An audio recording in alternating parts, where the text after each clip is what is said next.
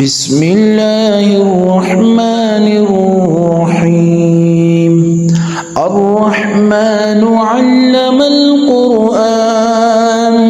خلق الإنسان علمه البيان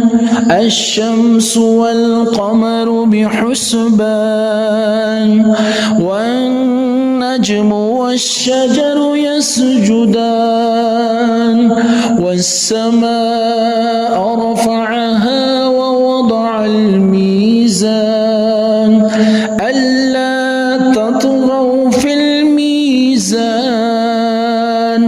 وأقيموا الوزن بالقسط ولا تخسروا الميزان والأرض